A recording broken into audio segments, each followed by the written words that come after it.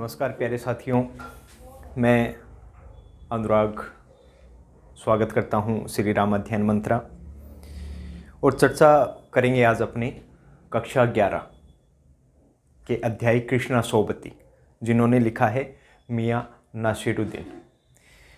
ये अध्याय उनका कक्षा 11 में आया है, तो कम से कम लेखिका परिचय तो जानना ही चाहिए और लेखिका परिचय आज करवा रहा हूँ। तो इससे हम इनके साहित्य के बारे में जान सकेंगे। किसके? कृष्णा सोबती। साहित्य के बारे में जान सकेंगे कि साहित्य सृजन में इन्होंने क्या किया है, गद्य विधाएं में इन्होंने क्या क्या लिखा है, उपन्यास, कहानी संग्रह और इनको सम्मान क्या क्या मिले हैं। इसके अलावा चर्चा करेंगे जिंदगी नामा उपन्यास की, जिन्होंने कृष्णा सोबती ने इसको लिखा है। और जिंदगी नामा इसलिए एक अच्छा उपन्यास बन जाता है साथियों, क्योंकि इसका कारण ये रहा कि भारत पाकिस्तान जब आज़ादी मिली थी, उस समय जब भयंकर मारकाट हो रही थी, अग्निदाह हो रहा था, लूटपाट हो रही थी, उसी समय ये लेखिका और इन्हीं की तरह और लेखक उस समय मौजूद थे इस धरती पे, जो आज नहीं है, जो हिंदी के लिए बड़ी दुखदाई बात है। अब कृष्णा सोबती भी वहीं रहे और उसी भारत पाकिस्तान जो हमारा दुर्भाग्य रहा, पूरे भारत का दुर्भाग्य रहा, पूरे पाकिस्तान का दुर्भाग्य रहा, जो आज साथ नहीं रह सके हम, तो इसी दुर्भाग्य का जो अंश है वो उन्होंने जिंदगी नामा में प्रस्तुत किया है। इन्होंने ही नहीं, यशपाल रहे, उन्होंने अपना झूठा सच लिखा। राही मासूम रजा, जिन्होंने अपना आधा गांव साहित्य विधा लिखी, और इसी प्रकार तमस भीष्म साहनी ने लिखा। तो कृष्णा सोबती को हम इसी कतार में अपने खड़े कर सकते हैं। इसके अलावा इन्होंने संस्मरण लिखे, जिनके पात्र जैसे हसमत, तो ऐसे पात्र इन्होंने लिखे जो आज भी अमर है। अगर हसमत की बात करें तो आप ऐसा मान लीजिए कि उनका जो दूसरा व्यक्तित्व है, पर्सनालिटी, जिसका अर्थ होता है मुखोटा, तो इसका दूसरा व्यक्तित्व है कृष्णा सोबती जी का उस हसमत में दिखाई देता है। तो आज उन्हीं पे अपनी चर्चा करेंगे, बस आपको समझना है, लिखना है अच्छे से। तो चर्चा करते हैं कृष्णा सोबती। साथियों, कक्षा 11 के लिए ये रहेगा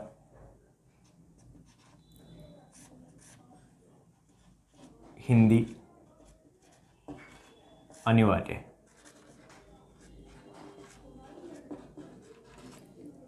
और चर्चा करेंगे कृष्णा सोबती, जो काफ़ी प्रसिद्ध लेखिका रही हैं। आज अगर स्वयं इनकी बात करें तो आज पाकिस्तान का जो हिस्सा है, पंजाब पूरा हुआ करता था। पाकिस्तान भारत के पूर्वी तरफ है और भारत पश्चिमी तरफ, तो पंजाब के भी दो हिस्से हुए, और उन्हीं दो हिस्सों में पूर्वी पंजाब पाकिस्तान के हिस्से चला गया और पश्चिमी पंजाब यहाँ रह गया। उसी पूर्वी पंजाब में इनका जन्म हुआ, जो आज कहाँ है? पाकिस्तान में है। जन्म हुआ था 18 फरवरी, सर्दियों का समय था, और सन रहा होगा 1925 ईस्वी, तब इनका जन्म हुआ साथियों। तो कृष्णा सोबती के बारे में जान लेते हैं। बिंदु वैसे ही आपको बनाने हैं। तो सबसे पहले हेडिंग,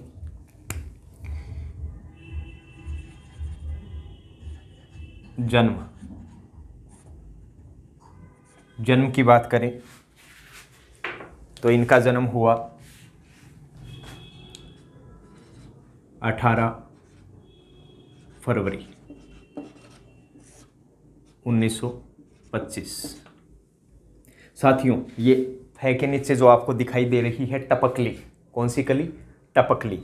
ये कहलाता है नुक्ता, जिसका प्रयोग किया जाता है उर्दू शब्द लिखने में। और आप फरवरी बोलते हो सीधा, इसको थोड़ा और नीचे से बोलना पड़ेगा, गले से। फरवरी, फरवरी, ऐसे आपको बोलना पड़ेगा, यही इसकी पहचान होती है। अब मैंने कहा कि जन्म लिख दिया तो जन्म स्थान भी वहीं आ जाएगा। इसके आगे ही आपको लिख देना है, आपको लिखना है पूर्वी पंजाब। लिख दोगे वर्तमान में पाकिस्तान।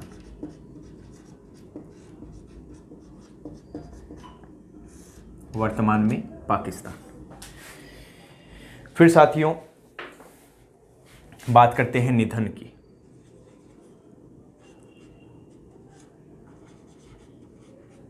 निधन की बात करें तो निधन इनका हो गया 25 जनवरी। बड़ी दुखद घटना है कि पीछे ही वर्ष में इनका देहांत हो गया और एक साहित्यकार अपने से छूट गया, या यूँ कह लीजिए कि आकाश में तारों के समूह से एक और तारा टूटकर बड़ा ही उदास चला गया और कुछ मांग भी न सके, ना उस तारे से मिल सका कुछ, लेकिन अभी भी वो तारे का नाम जिंदा है तो हम उससे प्राप्त कर सकते हैं। तो निधन इनका 25 जनवरी 2019 को हो गया। माता पिता का यहाँ नाम नहीं दे रखा, गुरु का नाम नहीं दे रखा, तो सीधे किस पे चर्चा करेंगे? कृतियों पे। तो तीसरा भाग आ जाएगा कृतियाँ। ये मुख्य है तो इसे रेखांकित करके आप लिख सकते हैं, और आप ऐसे लिख सकते हैं कृतियों में, थोड़ा नीचे लिख दें। सबसे पहले जिंदगी नामा।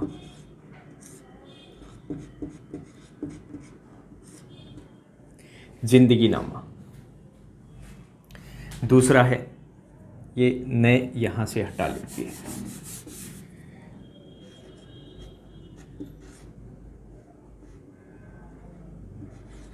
जिंदगी नामा।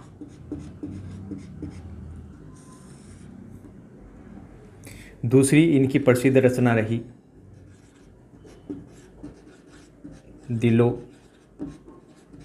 दानिश। तीसरी इनकी रचना रही, जिंदगी नामा हो गई, दिलो दानिश हो गई। फिर चर्चा करते हैं ए लड़की।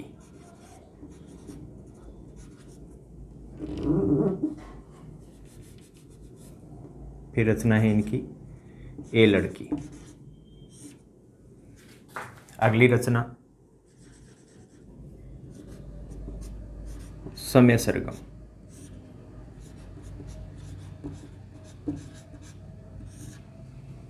जिंदगी नामा का मैंने बता दिया, भारत पाकिस्तान के दुर्भाग्यपूर्ण विभाजन के ऊपर ये लिखा गया है।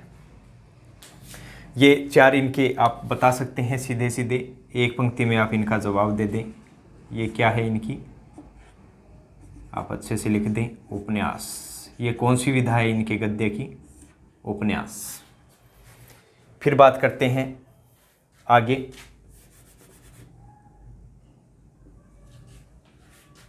ये उपन्यास लिख दिया, उसके पश्चात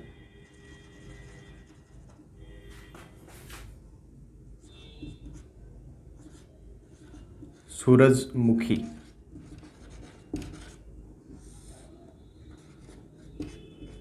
अंधेरे के।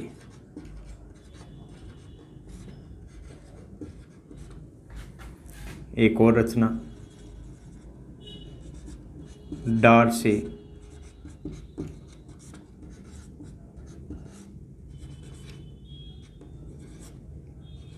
बिछुड़ी। तीसरी मित्रों मर जाने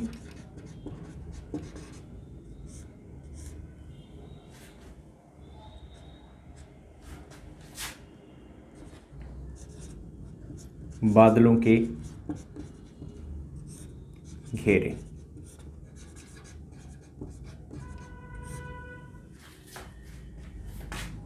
ये इनके क्या है साथियों?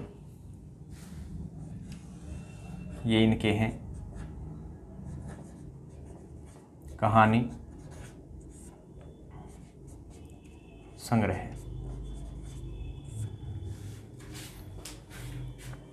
ये हो गया। अब इसके पश्चात बात करते हैं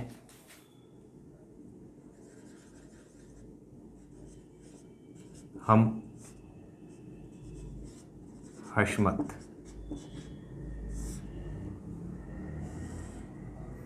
और अगली शब्दों के आलोक में।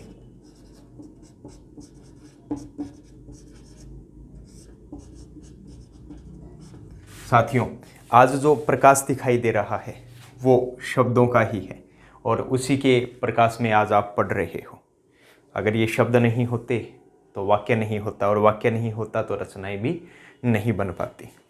तो ये इनकी प्रमुख कृतियां हैं, जिसमें उपन्यास है जिंदगीनामा, दिलोदानी से लड़की समय सरगम, और सूरजमुखी अंधेरे के डार से बिछुड़ी मित्रों मरजानी और बादलों के घेरे, ये इनके कहानी संग्रह है। और इनकी बात करें तो ये इनकी है संस्मरण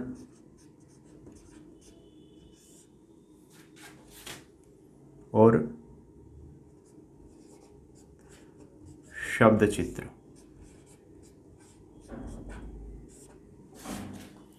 संस्मरण और शब्द चित्र, ये इनकी क्या हो गई, रचनाएं हो गई। अब बात करते हैं इनको क्या क्या सम्मान मिला। देखो साथियों, साहित्य रचना करने पे एक अव्वल दर्जे की रचना को सम्मान भी दिया जाता है, जिसकी पुरस्कृत राशि अलग अलग रहती है। तो इनको भी 2-3 सम्मान प्राप्त हुए, जो अपने क्रमबद्ध अध्ययन कर लेते हैं। यहाँ तक आप देख लीजिए। देखो,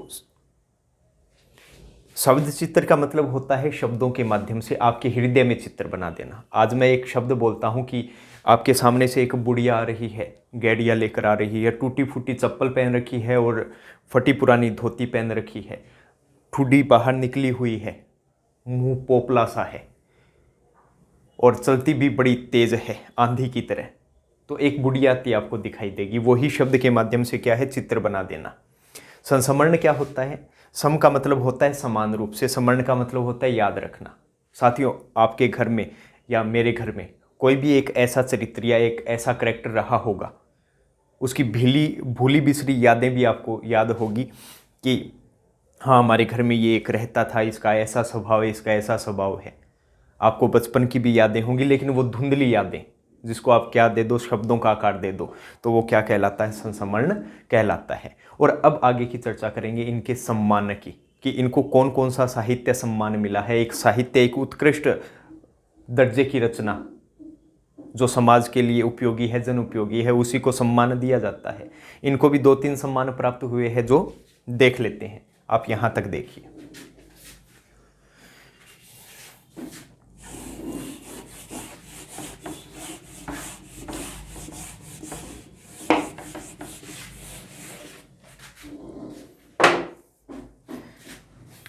अब इनको प्राप्त होने वाले सम्मान।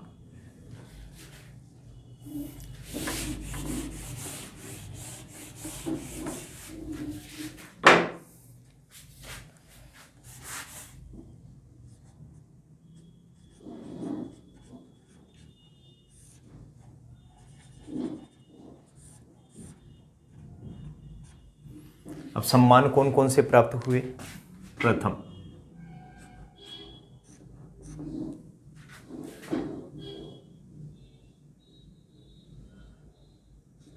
साहित्य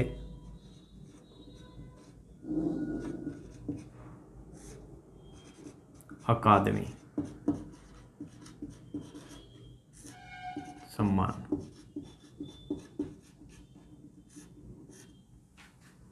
एक इनको मिला है हिंदी अकादमी का शलाका सम्मान। ये इनको 2 सम्मान प्राप्त हो चुके हैं।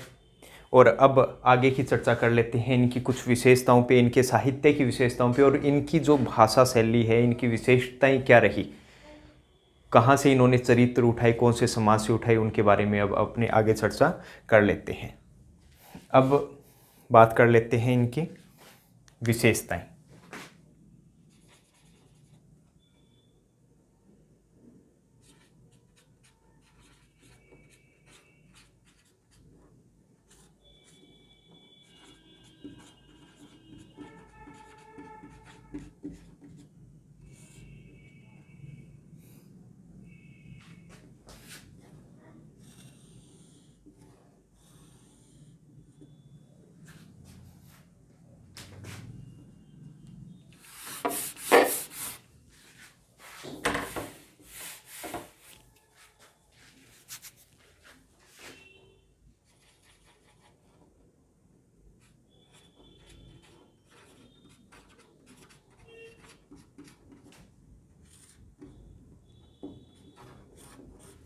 प्रथम आप लिखेंगे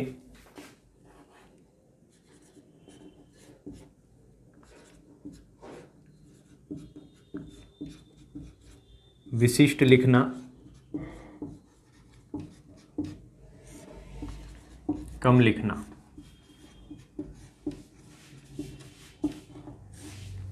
विशिष्ट लिखना, कम लिखना।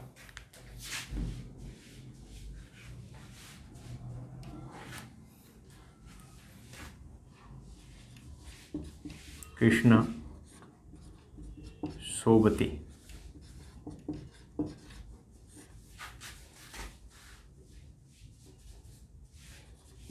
के साहित्य की पहचान है।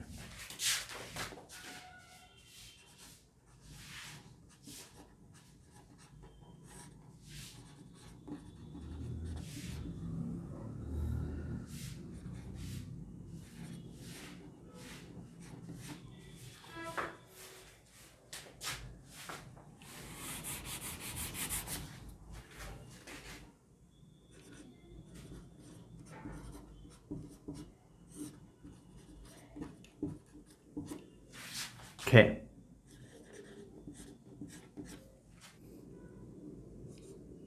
मित्रों,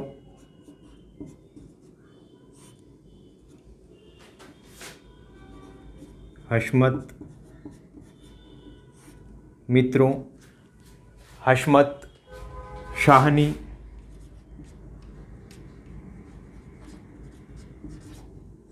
आदि ऐसे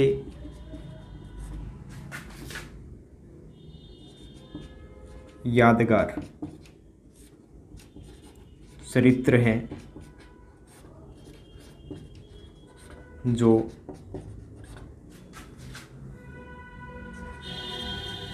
कृष्णा जी ने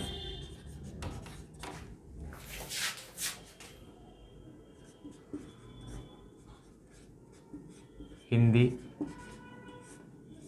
साहित्य को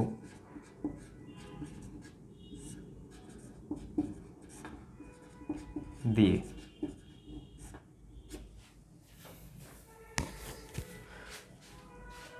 अब नेक्स्ट देखो साथियों, आपको मैंने रचनाएं लिखवाई मित्रों मरजानी, हम हशमत, और इन्हीं के दो पात्र हैं, मित्रों और हशमत, और एक शाहनी। ये ऐसे पात्र हैं जो आज भी अगर ये आप रचना पढ़ लो और इनके चरित्र को जान लो तो शायद आपको भी ये यादगार लगने लग जाए। और ये ऐसे ही चरित्र हैं जो कृष्णा जी ने किसको दिए, हिंदी साहित्य को प्रदान किए।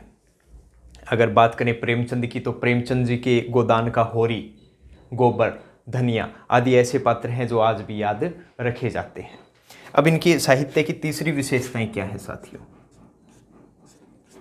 तीसरी विशेषता है इनकी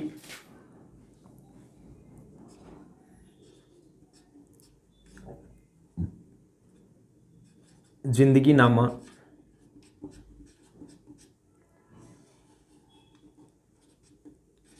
उपन्यास। इनका भारत पाकिस्तान के विभाजन पर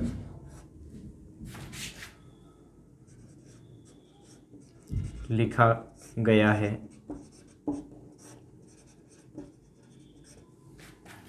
जिसको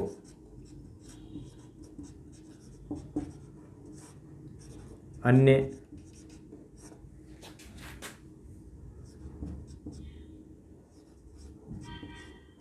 साहित्यकारों के लिखे जिंदगी नामा उपन्यास इनका भारत पाकिस्तान के विभाजन पर लिखा गया।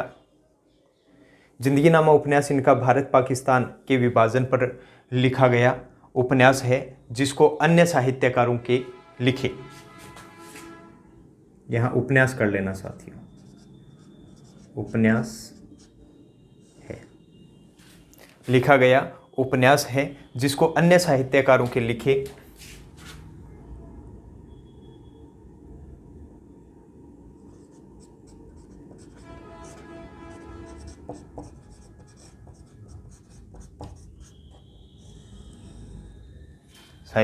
लिखे भारत पाकिस्तान के उपन्यासों में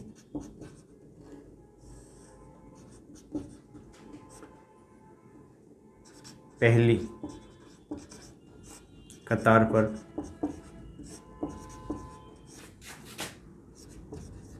रख सकते हैं।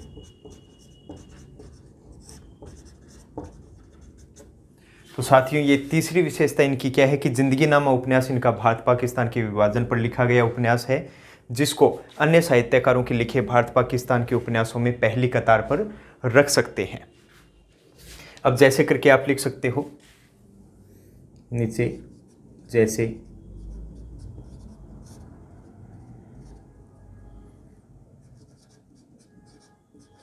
झूठा सच,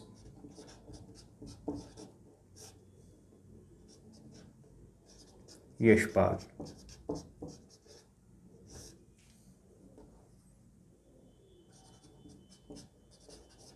आधा गांव,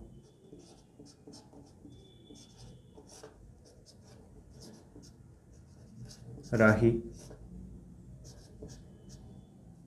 मासूम, रजा।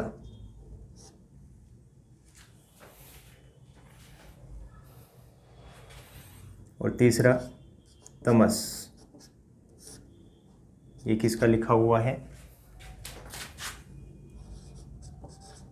भीष्म साहनी का लिखा हुआ है। तो साथियों, आप इसमें ये बता सकते हैं कि झूठा सच यशपाल, आधा गांव राही, मासूम, रजा और तमस भीष्म साहनी, और इसके सामने लिख सकते हो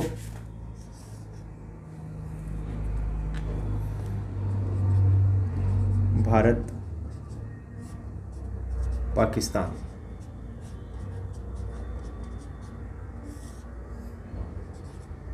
विभाजन पर आधारित।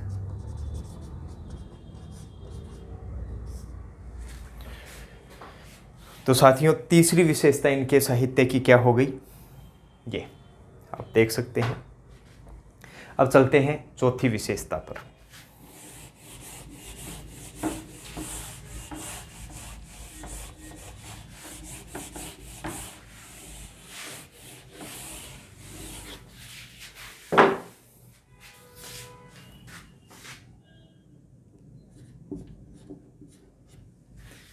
साथियों, आपको मैंने बताया कि लिखवाया था शब्द चित्र और संस्मरण में, उसमें जो हम हशमत है वो उनका बहुत ही विशिष्ट स्थान रखने वाला साहित्य में क्या है, संस्मरण है। और उसी के अंदर उन्होंने अपने ही व्यक्तित्व का दूसरा भाग प्रस्तुत किया है, और ये आप कह सकते हो कि एक उन्होंने बहुत अच्छा प्रयोग अपने साहित्य में किया है। तो देखते हैं उसके बारे में।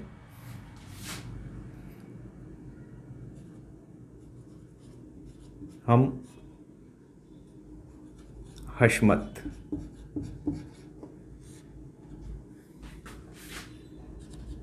उपन्यास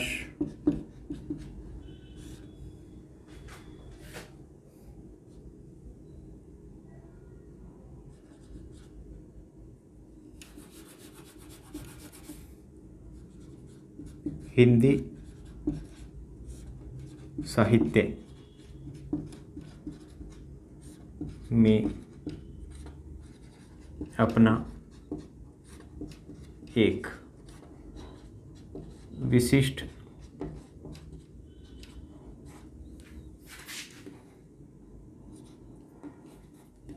स्थान रखता है,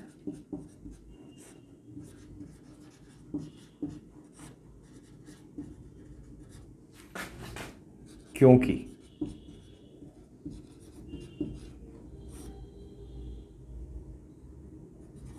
इस उपन्यास के पात्र हम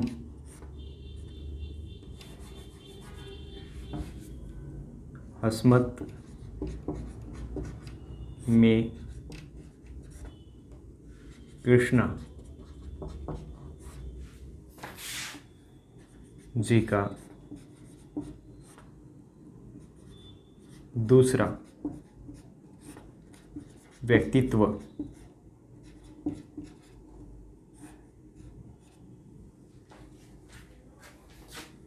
देखते हैं।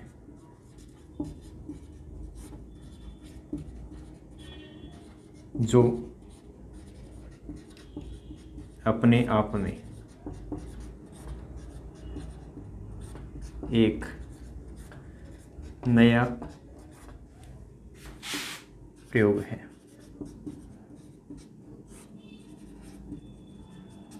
ये जो व्यक्तित्व आप देख रहे हैं, व्यक्तित्व का इंग्लिश में अर्थ होता है पर्सनालिटी, जो लैटिन भाषा के पर्सोना शब्द से बना है। और पर्सोना का अर्थ होता है मुखौटा। आज मैं आपके सामने सरल दिख रहा हूँ, लेकिन जब मेरे सामने कोई शरारत करेगा तो मुझे क्रोध आएगा, तो वो मेरा क्या है? दूसरा रूप है, वो मेरा दूसरा मुखौटा है। ऐसे हो जाएगा एकदम चेहरा चेंज। अब जैसे मान के चलिए किसी लड़की ने मेरे को पत्थर मार दिया, उस समय मैं ऐसे खड़ा था, लो लो लो लो, पत्थर मार दिया, तो मैं सीधे क्या कहूँ? ऐ लड़की काट डालूंगा। ये दूसरा मुखौटा आ गया अब मेरा। तो यही चीज़ तो कह सकते हैं कि हम हशमत में कृष्णा जी ने अपना दूसरा व्यक्तित्व, मतलब अपना दूसरा जो रूप है, वो हशमत जो पात्र है उसके रूप में दिया है, जो हिंदी साहित्य में अपने आप में क्या है? एक नया ही प्रयोग है। तो व्यक्तित्व का अर्थ भी आपको समझ में आ गया होगा। और अंतिम इनकी विशेषता क्या है? वो विशेषता अपनी भाषा का देखनी है। लिख सकते हैं कृष्णा सोबती के साहित्य संसार में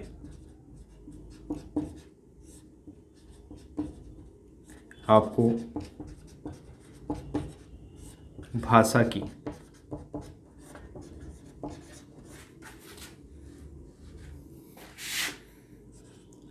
विशिष्टता व विविधता दिखाई देगी।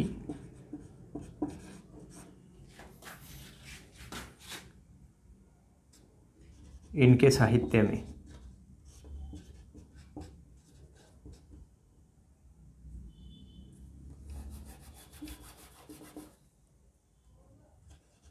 इनकी भाषा में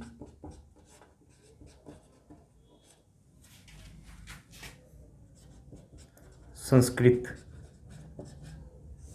निष्ठ तत्समता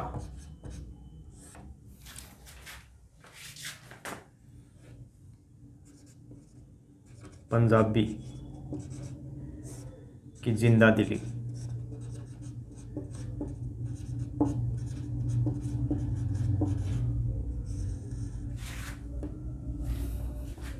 तथा उर्दू का बांकपन दिखाई देता है।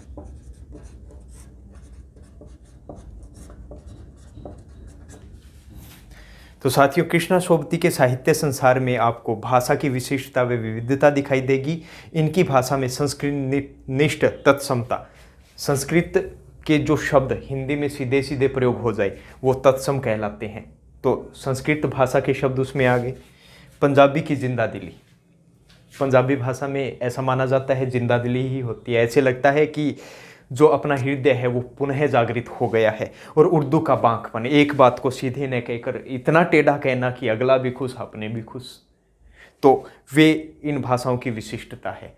और इस प्रकार ये कृष्णा सोबती जी की प्रमुख जो उनकी विशेषताएं, उनके पात्रों की विशेषताएं, उनके साहित्य की विशेषताएं और उनकी भाषा की विशेषताएं इसमें आ गई है। और इस प्रकार कृष्णा सोबती जी को भी हम अलविदा करेंगे, लेकिन हृदय में एक जिंदा उनकी तस्वीर अपने को रखनी है। और आगे के भाग 2 में अपने अध्याय कक्षा 11 में लगता है मियाँ नसीरुद्दीन, उसी के ऊपर चर्चा करेंगे भाग 2 में। और ख़ास उनके लिए ये रहेगा कि जो नहीं आ पाए, जो अनुपस्थित थे और जो दूर बैठे थे और किसी कारणवश नहीं आ पाए, उनके लिए ये पार्ट 2 बड़ा सहायक सिद्ध होने वाला है, कारगर सिद्ध होने वाला है। तो उनको शायद हिंदी अध्यापक की कमी नहीं खलेगी जब ये वीडियो आप देख लेंगे। तो इसी के साथ मैं अनुराग आपसे विदा चाहता हूँ। जय हिंद, जय भारत साथियों।